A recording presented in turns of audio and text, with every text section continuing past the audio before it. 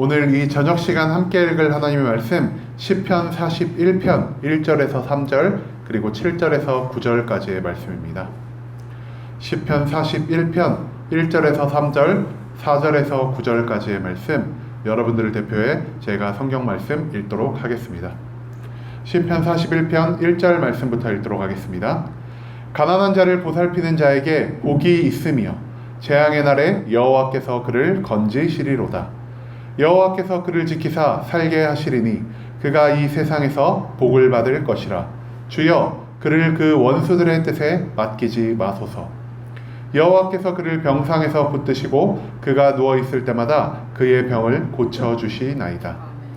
나를 미워하는 자가 다 하나같이 내게 대하여 수군거리고 나를 해하려고 꾀하며 이르기를 악한 병이 그에게 들었으니 이제 그가 눕고 다시 일어나지 못하리라 하오며 내가 신뢰하여 내 떡을 나눠 먹던 나의 가까운 친구도 나를 대적하여 그의 발꿈치를 들었나이다. 아멘. 오늘 이 저녁 시간 함께 나눌 하나님 말씀 제목, 고난에 빠진 자를 봤을 때 라는 제목을 가지고 우리가 이 시편 41편 말씀 함께 나누는 시간 갖도록 하겠습니다. 여러분들께 가장 먼저 축하의 말씀을 좀 전해드리고 싶습니다. 저희가 시편 한 권을 마쳤습니다. 시편이 여러 권으로 이루어졌죠. 그 중에서 첫 번째 권이 1장부터 41장까지의 말씀이라 그럽니다. 유독 이 1장부터 41장까지의 말씀에 누구의 시가 많이 나왔죠? 네, 다윗의 시가 굉장히 많이 나왔습니다. 우리가 내일부터 진행되는 이제 시편의 두 번째 권부터 시작을 하면은 다윗의 시보다 조금 다른 사람들의 시가 많이 나올 것 같습니다. 그리고 오늘 이제 시편 첫 번째 권을 마무리하는 이 41편의 시는요, 마지막에도 역시 다윗의 시가 이어지고 있고요. 다윗의 시 중에서 감사시의 양식을 가지고 있는 시입니다. 감사시 제가 이전에 몇 번 말씀드린 적이 있는데요. 감사시는 내가 개인적으로 하나님께 무언가 은혜를 입고 하나님께 감사할 일이 있기 때문에 내가 이 기도를 통해 하나님께 감사와 영광을 돌리는 그러한 시의 양식이 바로 이 감사시의 양식이라 할 수 있겠습니다.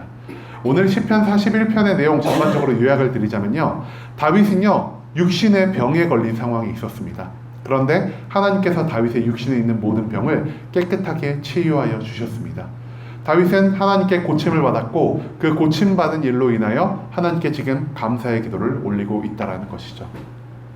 자, 그렇다면 과연 다윗이 어떻게 하나님께 고침을 받았고 어떠한 일로 인해 하나님께 감사의 기도를 드리고 있는지 우리가 한번 시편 41편의 말씀을 찬찬히 찾아보며 알아보는 시간 갖길 소망합니다.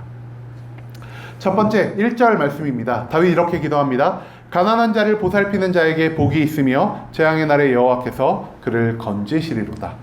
보통 감사시나 탄원시나 이런 양식의 시작은요, 나의 기도로부터 시작합니다. 하나님, 내가 이렇게 위급한 상황이 있습니다. 하나님, 내가 이러이러한 것으로 하나님께 감사합니다라는 기도로 시작을 합니다. 그런데 시편 41편은 조금 특별하게 나에 대한 기도로 시작하는 것이 아니라 어떤 대상에 관한 기도로 하나님께 시작을 하고 있습니다. 여기서 등장하는 인물이 두 명 있습니다. 첫 번째가 가난한 자가 등장하고요. 두 번째가 가난한 자를 돕는 자, 보살피는 자가 등장한다는 것이죠.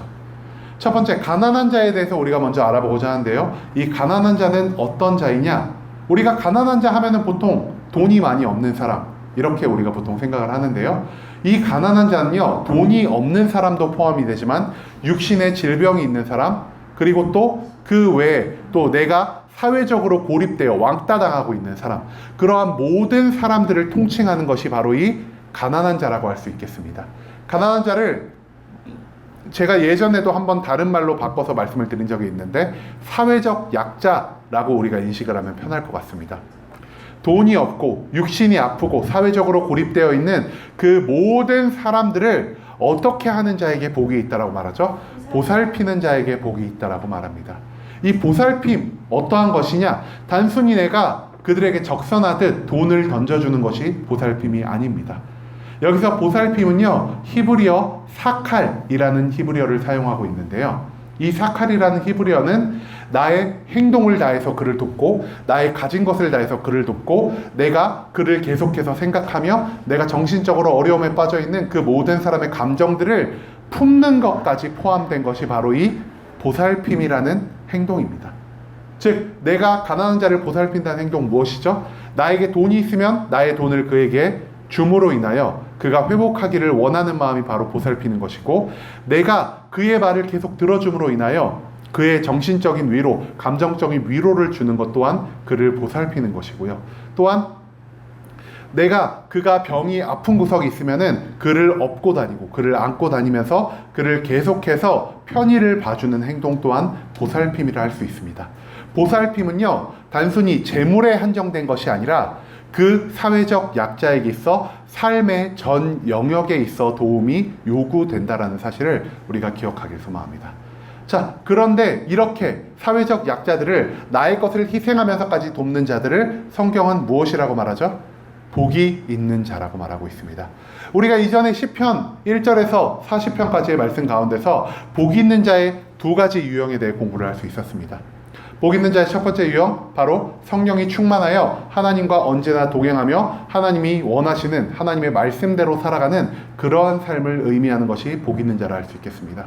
복 있는 자의 두 번째 조건 무엇이죠? 바로 하나님 안에서 하나님과 동행하는 것을 나의 삶에 있어서 가장 기쁘고 즐거운 것으로 여기는 그러한 자가 바로 복 있는 자라고 시편은 우리에게 알려주고 있다는 것이죠. 여기서 말하는 가난한 자를 보살피는 행동, 어떤 행동입니까? 하나님이 성경에서 계속해서 나에게 원하시는 한 가지가 있죠. 바로 하나님을 사랑하고 이웃을 사랑하라는 말입니다. 그리고 제가 계속 말씀드리는 것, 하나님 사랑과 이웃 사랑은 별개의 말씀이 아니다라는 거 말씀드렸습니다. 하나님을 사랑하기 때문에 하나님의 사랑하시는 나의 이웃들을 마땅히 사랑해야 하고, 이웃 사랑의 삶을 통해 내가 하나님을 이만큼 사랑하고 있다는 사실을 증명해야 한다는 것. 즉 하나님 사랑과 이웃 사랑은요, 별개의 말씀으로 존재할 때는 전혀 완성되지 않는다는 것을 제가 계속해서 말씀드렸습니다. 그리고 오늘 다윗은요, 시편 40편 1절 말씀을 통해서 이웃 사랑의 삶을 우리에게 말하고 있습니다. 너의 이웃을 너의 몸과 같이 사랑해야 한다. 너의 것을 너가 너 자신을 위하여 너의 것을 아끼지 않는 것처럼 너의 주변에 있는 가장 연약한 자들을 위하여 너의 것을 아끼지 않고 너의 것을 희생하면서까지 그들을 보살피는 삶, 이웃 사랑의 삶을 하나님께서는 그들을 복 있는 자로 만들어 주신다라고 다윗은 지금 이 41편 1절의 말씀을 통해 기도하고 있다라는 것이죠. 그리고 그 복 있는 자가 하나님께 무엇을 받는다고 말하고 있죠? 재앙의 날에 여호와께서 그를 건지실 것이다. 너희가 선행을 행하며 살았으니 하나님께서 너희에게 선하게 갚아주실 것이다 라는 것을 다윗은 말하고 있다는 것이죠. 자, 그리고 우리가 3절 말씀으로 넘어가기를 원합니다. 3절 말씀에서 이제 드디어 다윗이 등장을 합니다. 여기서 시인이 뭐라고 기도를 하고 있냐? 여호와께서 그를 병상에서 붙드시고 그가 누워있을 때마다 그의 병을 고쳐주시나이다 라고 합니다. 여기서 그는 누구일까요? 그는 다윗입니다. 왜 다윗이냐? 우리가 아까 감사시의 양식에 대해서 한번 나눈 적이 있었죠. 감사시의 양식이 무엇이냐? 내가 무언가 하나님에 대한 감사함을 경험함으로 인하여 하나님께 감사와 영광을 돌리는 그런 기도가 감사시라고 할 수 있습니다. 즉 여기서 그는요, 내가 기도를 하는, 내가 경험한 그러한 일에 관하여 언급을 하고 있는 그이기 때문에 여호와께서 그를 병상에서 붙드시고라는 말에서 그는 바로 이 시를 노래하고 있는 다윗이 되어야 함이 마땅할 것 같습니다. 다윗은 이렇게 기도합니다. 하나님께서 나를 병상에서 붙드시고 내가 누워있을 때마다 나의 병을 고쳐주시나이다 라고 기도를 합니다. 왜 하나님께서 그의 병을 고쳐주셨을까요? 왜 하나님이 그를 병상에서 평생 누워있지 않게 하시고 그를 붙잡아 일으키셨을까요? 우리가 앞절 말씀에서 발견할 수 있습니다.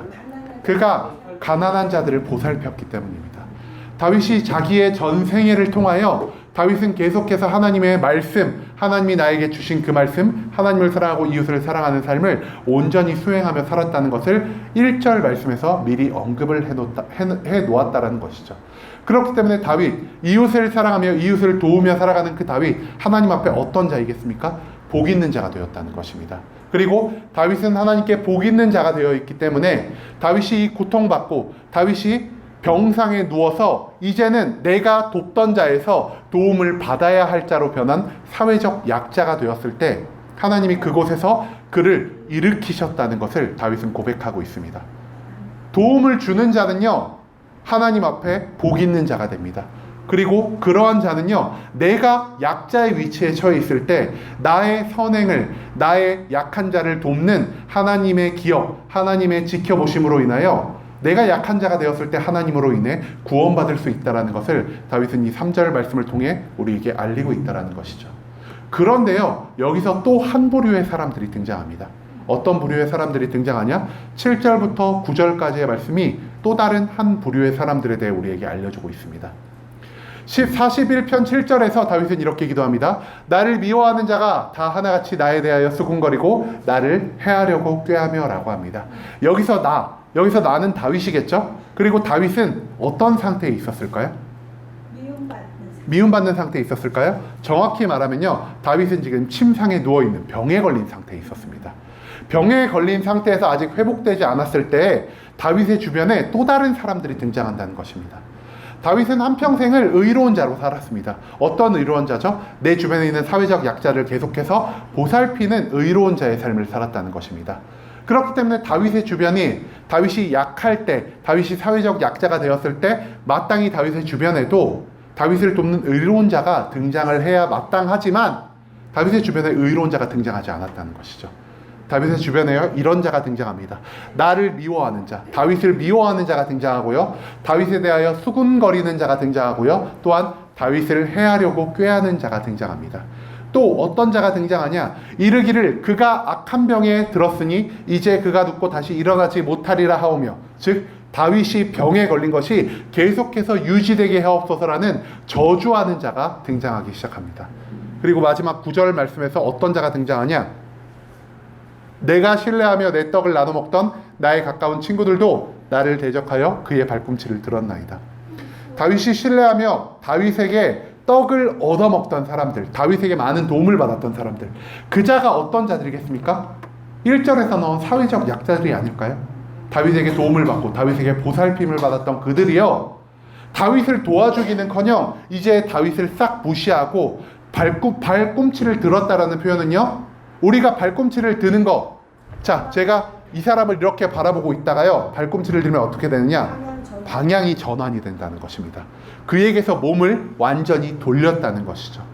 다윗이 도운 자들이 오히려 다윗에게 등을 돌리고 다윗을 떠났다는 것을 우리가 발견할 수 있습니다.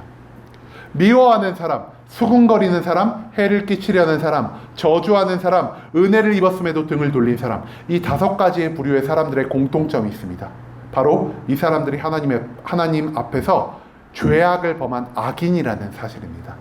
악인들은요, 사회적 약자를 보았을 때 어떻게 하는 사람들이 악인입니까? 그를 미워하고요, 그를 저주하고요, 그의 넘어짐으로 인하여 기뻐하고 마지막으로 내가 피해보지 않기 위하여 그에게 등을 돌리는 자가 바로 악인이다라는 것을 성경은 말하고 있다라는 것이죠. 여러분, 의인과 악인의 구별은요, 그들이 사회적 약자들, 가난한 자들을 만났을 때 그들을 어떻게 대하는지에 따라 갈린다는 것입니다. 의인은 어떤 자입니까? 가난한 자들을 보살피는 자입니다. 왜 그들이 가난한 자를 보살필까요? 예수 그리스도께서 신약에서 말씀하셨습니다. 너희 중에 가장 약한 자에게 한 것이 바로 나에게 한 것이다. 왜냐? 하나님이 그 약한 자를 안타깝게 지켜보고 계시고 그들을 향한 긍휼의 마음을 가지고 계시기 때문입니다. 그렇기 때문에 우리 주변에 있는 가장 약한 자, 가장 연약하고 가난한 자를 돕는 것은 하나님 앞에 있어서 가장 큰 기쁨이 되는 행동이라는 것입니다. 그렇기 때문에 의인들, 하나님의 말씀에 온전히 따라 사는 그 사람들은요, 약자를 보았을 때 나의 것을 희생하면서까지 그들을 보살피고 그들을 도우려 한다는 것이죠. 하지만 악인들은 어떻죠? 약자를 보았을 때요, 그들의 무너짐으로 인해 기뻐하는 자가 악인이고요, 그들의 무너짐, 그들의 심판과 고난이 계속되기를 원하는 그런 저주의 마음을 가지고 있는 사람들이 악인이고요, 마지막으로 그에게 도움을 받건 받지 않았건 그에게서 매몰차게 등을 돌리며 나의 것을 손해보기 싫어하는 자가 바로 악인이다라는 것을 오늘 시편 41편의 말씀을 통해 다윗은 우리에게 알리고 있다는 것입니다. 여러분, 어제 우리 성경 공부 말씀 가운데 그리고 새벽기도 말씀 가운데서 우리가 함께 나눈 말씀이 있습니다. 바로 악의 부메랑 효과입니다. 내가 악한 행동을 남에게 던졌을 때 그것은 마치 부메랑처럼 나에게 다시 돌아와 나의 육신에, 나의 마음에, 나의 정신에 상처를 줄 수 있다는 것을 우리가 함께 나눴습니다. 그런데요, 하나님이 왜 악을 부메랑처럼 돌아오게 하신다고 말씀드렸죠? 하나님이 정의의 하나님이시기 때문입니다.